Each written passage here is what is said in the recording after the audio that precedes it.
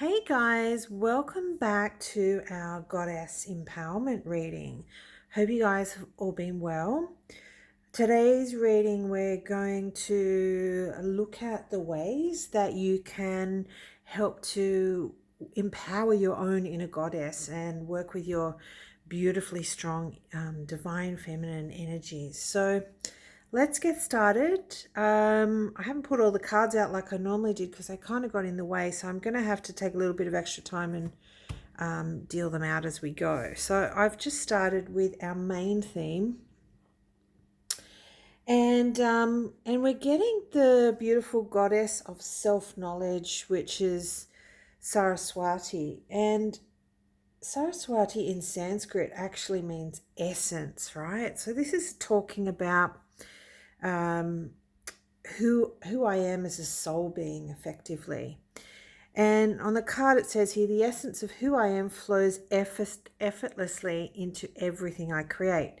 And it's also about creation and creativity. So, anything that you can do in your life that is creative, so whether that's music, arts, even learning, like this is also the goddess of knowledge, right? So anything that we're learning about, which is also coming up here, and we'll get into this as well in the wisdom card, but anything that we can learn and greater encourage our creative side through learning as well is coming up for this time for each of us. So we'll get into this, back into this wisdom card, and this is all about, this question is going to be, what does spirit want you to know? What does spirit want you to work on? And know, obviously. But what does spirit want you to work on? And this is wisdom, okay? So this is tying back into the self-knowledge, wisdom. And we're also getting that tie back with learning, joy, art, and music as well, right? So there's definitely going to be some major emphasis on creativity. And the message I'm getting from spirit is to say, what is it that is bringing joy into your life? What creative pursuits have you ignored? Have you left to the side? Have you not really given the love and attention that it needs? And it's saying now is the time to get back into that. Now is the time to focus on that for yourself, because it's really important that you understand that that's a really part of your, it's part of you, it's part of your essence, right? And this is something that we need to understand about us. So I'll get some tarot. We're using before and after tarot again. I love these decks, they're great. All right, what do we need to get with this wisdom card? One card, please, not half the deck. Yeah, the Chariot. So you can see in this one here, this is the before tarot. She's sitting there waiting to get in, right? She's getting ready to go. She's getting ready to go, and it's like, right, how are we going to start this? Let's do something. Let's bring some joy into our lives and start some creative pursuits. I mean, for some of you that could be, I'm seeing musical notes. It could be playing an instrument, or even just listening to music that you love when you're doing your housework during the day, right? Get some creativity back into your soul. What else are we getting? We're getting the Hermit card. Yeah.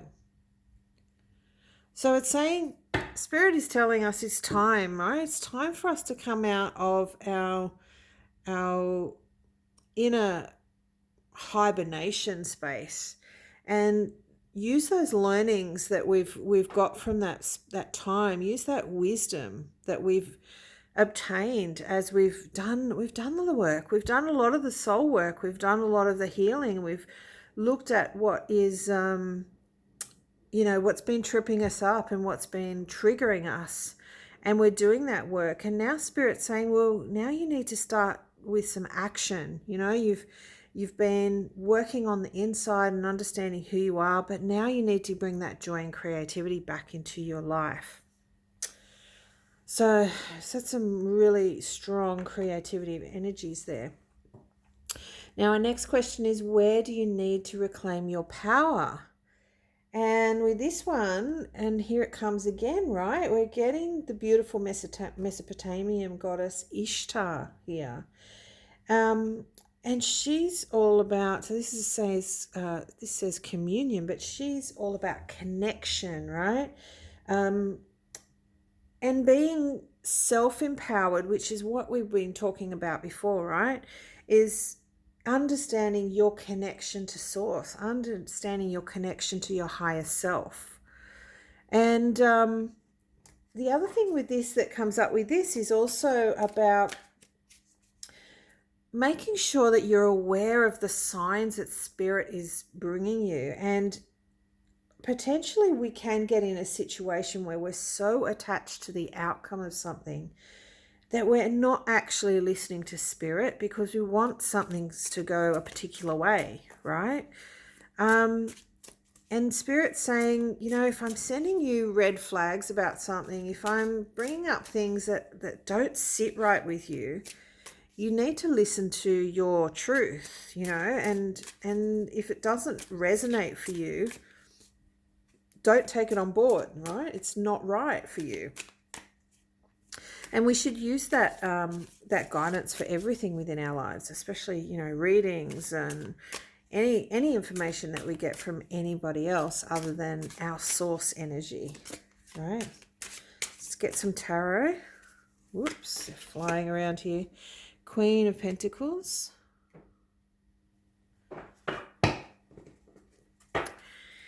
And for this one, it's a really strange energy that's coming up with that Queen of Pentacles. It's like in a particular relationship, you're expecting something to turn out a particular way, and it hasn't quite worked out that way. Let's see what we get with this one, because if it's going where I think it's going, yeah, getting the Seven of Swords. For some of you, you might have been getting some red flags within a relationship. There's been some, I'm going to just say like dodgy brothers behavior, you know what I mean? Like some really sneaky, underhanded stuff going down. And I feel like this is a continue on from the last reading as well, because this has come up again, the Seven of Swords. You know, and to me, it's like there's some real underhanded behavior that's going on. And Spirit's saying, you know, I need you to listen to the red flags when they come up. I need you to listen to the warnings that I'm telling you, because you're not paying attention to where you need to be, right? Because you're so invested in this outcome that you're not paying attention to what we're trying to tell you. So that could potentially resonate for someone in particular. All right, so I'm going to grab a card and we're going to look at where do we need to invest in your dreams, in our dreams. Let's see what we've got here.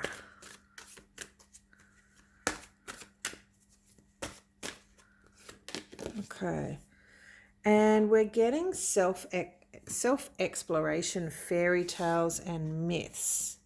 Yeah. So, and this comes back to the creativity as well, right? Where do you need to explore more about, you know, that inner child side of you, that hidden side of you, that fun and joyous side of you? Where are you just go and find out more about what makes you tick, what makes your soul sing.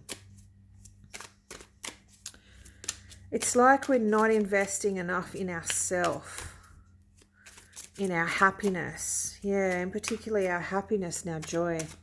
Let's get some tarot. We'll get some more on this. Yeah, look, the Three of Cups. Where's the celebration? Like Spirit saying, you know, when was the last time you actually went out and did something that made you laugh, like your whole body laugh? When have you been so happy that you couldn't explain? Like you were, you know, your whole body resonated with joy. Yeah, a long time for a few people. Yeah, Temperance. It's finding that balance, right? It's finding that balance about, you've been doing all this hard work, all this inner work, but Spirit's saying, where's the balance? Where's the joy? Where's all the fun and the creativity that's coming in? Because that's all part of you. It's like you're ignoring those sides of yourself. And for some of you, I'm getting here that as part of this, whatever this connection or this relationship here, that you haven't been listening to Spirit in relation to. And this could be, it might even just be a friendship, right? It could be a friend that you're feeling betrayed by, that, they're not really, the energy isn't quite right with them. Yeah. And it could be that it's like you're investing so much in this and you're just ignoring yourself, and you're ignoring your needs, and you're ignoring the things that make you you, right? And this is what we need to get to. You guys can see that. Just move it up. All right, we'll get one more card, and this is going to be about, what can love teach us? And this is from the Goddess Love Oracle. But all the decks are listed below. Okay, enlightenment. Let Goddess light fill you. Beautiful. Look at that beautiful golden energy in that card. Yeah, and the same. Here we go again. It's like, where are we not listening to our own truth? And where are we not allowing the light to be part of, integrated part of our lives? I'm feeling like that there's this real lack of self-love here, because, whoops, we're doing stuff, there's too many cards there. We're doing stuff for everyone else. We're trying to please everyone else. We're trying to make everyone else happy. And in the while we're doing all this, we've just forgotten who we are. And Spirit's saying, bring that light into yourself, right? Bring that joy, that love, that passion into you, and find what makes you happy. Let's get some tarot for enlightenment. Yeah, we've been playing in the past for too long for some of us. We've been sitting there thinking about, when's this going to come back into my life, or what do I need to do to fix this? And Spirit's saying, we need to let this go. We need to live in this moment now and think about where we're at. One more, please. Yeah, because that's the only way we're going to allow new beginnings to come in, right?